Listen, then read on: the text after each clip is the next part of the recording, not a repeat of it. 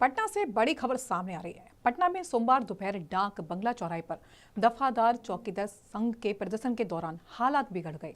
जब प्रदर्शनकारियों ने पुलिस बैरिकेडिंग तोड़कर आगे बढ़ने की कोशिश की, इसके बाद पुलिस ने पहले चेतावनी दी और फिर लाठीचार्ज किया, जिससे मौके पर भगदड़ मच गई। इस कार्रवाई में कई लोग घायल हुए हैं, जबकि प्रभु चौकीदार नामक एक प्रदर्शनकारी को गंभीर चोट लगने पर अस्पताल में भर्ती कराया गया।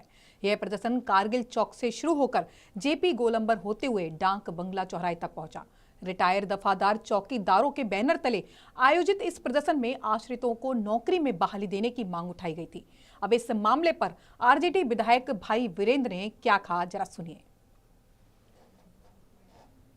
सरकार पर दबाव डाल रहे थे, सरकार उनकी मांग तो मानी नहीं और उल्टे उन पर लाठियां चलाने का काम किया। इसलिए सरकार से मैं मांग करूंगा, चौकीदार और दफादार की मांगों को पूरा करें और जो लाठी बरसाया है उसको सस्पेंड किया।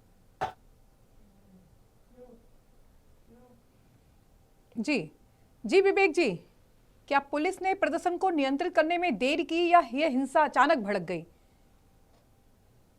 जी बिल्कुल, कल जो है दफादार चौकीदार के संघ के बैनर तले तो लोग जो है कारगिल चौक से सीधे विधानसभा घेराव मार्च करने वाले थे, लेकिन उन लोगों को जो है डाक बंगले चौराहे पर रोक दिया गया। जो है पुलिस की बैरिकेडिंग लगाई, उसके बाद जो कई जो प्रदर्शन कर्मी थे जो उग्र हो गए, उसके बाद बैरिकेडिंग तोड़ने का प्रयास किया, उसके बाद जो है लाठीचार्ज हुई। जो है कई लोग घायल हुए हैं और वह जो आज मुद्दा जो सदन के अंदर में गूंजा, बिहार विधानसभा का भी बजट सत्र चल रहा है।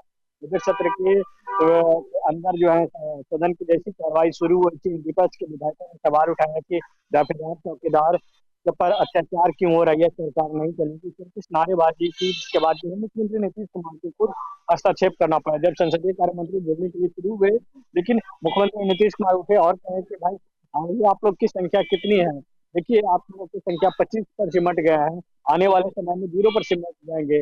जिस सरकार के खिलाफ आप नारेबाजी कर रहे हैं, यही सरकार जो है दफादार चौकीदार का भी काम करेगी, तमाम चीजों को जिस तरीके से काम कर रही है उसी तरीके से दफादार चौकीदारों के लिए भी यह काम किया जाएगा। तो ऐसे में कहीं ना कहीं आज जो है कल सड़क पर आंदोलन देखने को मिला और आज जो है सदन के अंदर जो है तमाम जो विधायक है उग्र हो गए, विपक्ष के विधायक और सदन के बेल में आकर लोगों ने विरोध किया, नारेबाजी करते हुए नजर आए। नीतीश कुमार के खिलाफ नारे लगाए। नीतीश कुमार सदन में मौजूद थे, उस समय नीतीश कुमार पर कई सवाल दागे और कहे कि इन दो के बहरी सरकार नहीं चलेगी।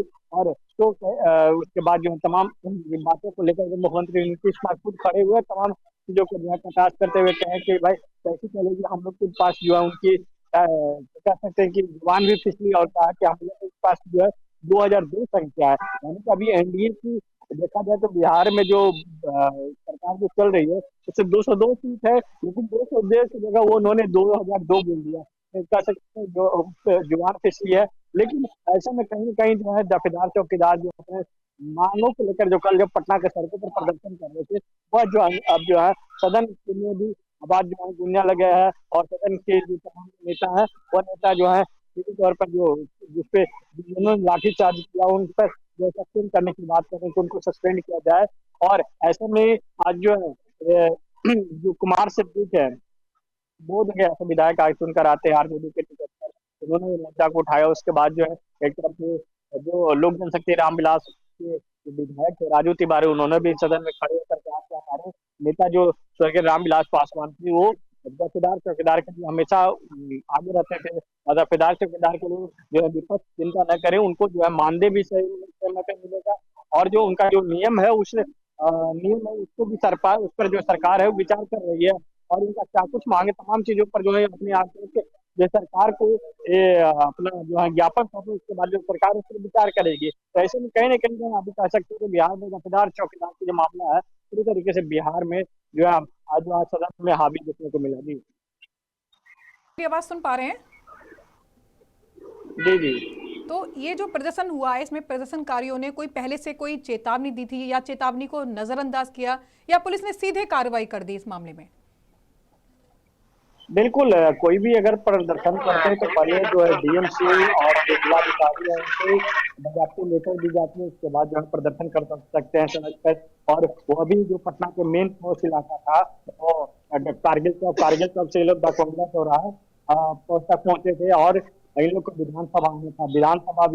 विधानसभा की कार्रवाई चल रही है, तो समझ सकते हैं कि विधानसभा की जो सुरक्षा है पूरे तरीके से पुख्ता इंतजाम किया गया। तमाम जगहों पर पुलिस चौकी बनाई गई है उसी इलाके में भी, और यहाँ पे विधानसभा से 200 मीटर दूरी तक जो है पुलिस की जो है छावनी तब्दील रहता है। तो जी ऐसे में जी जी विवेक। प्रदर्शन कर्मी को रोकने को लेकर जो पहले से ही तैयारी की गई थी, कोई डटमंगना चल रहा था कि आने देगा, लेकिन वो लोग जो है आगे बढ़ रहे थे। इसके वजह से जो है पुलिस को लाठीचार्ज करना पड़ा, जिसमें कई लोग घायल हुए हैं। आपको जो मामला है जी विवेक, ये जो प्रभु चौकीदार गंभीर रूप से घायल हुए हैं, उनकी क्या स्थिति है? कुछ स्थिति का उनका पता लग पाया है कि प्रभु चौकीदार इस समय किस तरह से वो घायल हुए, उनकी स्थिति क्या है इस वक्त? जी विवेक। बिल्कुल, उनकी स्थिति अभी जो है ठीक है, लेकिन जिस तरीके से कई लोगों के चोट आई है, इसमें आधे दर्जन से ज्यादा लोग हैं, जिसके कई पैर में चोट आया है, तो कई के सर जो है सर फटे हैं। तो पुलिस जब लाठीचार्ज करती है तो ये नहीं देखती कि उसको कहाँ चोट लगी है। पुलिस तमाम चीजों पे भीड़ जो है भीड़ उग्र हो गया था, उसको कंट्रोल करने के लिए इस तरीके से जो है वाटर कैनल का पहले इस्तेमाल किया। वाटर कैनल कि लोग हैं वो चले जाएंगे, लेकिन उसके बावजूद भी लोग जो है अड़े रहे। उसके बाद जो है लाठी चार्ज करना पड़ा। उसके बाद जो है कई लोग जो है घायल हुए हैं, उनकी जो इलाज है पटना के पीएमसीएच में चल रहा है, और कई लोग जो है उनको डिस्चार्ज भी कर दिया गया। कई लोग जो है अपने घर भी निकल गए, लेकिन वो लोग फिर से रणनीति बना रहे हैं कि फिर से हम लोग जो है आंदोलन करेंगे और अपनी जो मांग सरकार से लेकर रहेंगे। यानी कि अब देखने वाली बात होगी कि फिर जब सड़क पर दफेदार चौकीदार उतरते हैं तो क्या कुछ निकल कर सामने आता है। आज भी है जो कई संगठन के लोग जो है धरना प्रदर्शन कर रहे हैं, जिसमें लाइब्रेरियन की बहाली को लेकर हमेशा बिहार में सवाल उठते रहे, विपक्ष लगातार सवाल उठाते रहे। तो नौकरी में बहाली क्या प्रशासन ने कोई आश्वासन दिया है विवेक? नौकरी में बहाली पर क्या प्रशासन ने कोई आश्वासन दिया है? क्या कहना है प्रशासन की तरफ से? बिल्कुल, नौकरी में जो लेकर सरकार जो आश्वासन दे रही है कि नौकरियां बहाली जरूर निकाला जाएगा, उसको लेकर दफेदार चौकीदार का मामला है कि दफेदार चौकीदार को लेकर सरकार ने उस पर संज्ञान ली है, और सरकार के जो मंत्री हैं उन्होंने कहा कि हम उस पर विचार कर रहे हैं। उन लोग का जो मांग है उस मांग को पूरा किया जाएगा।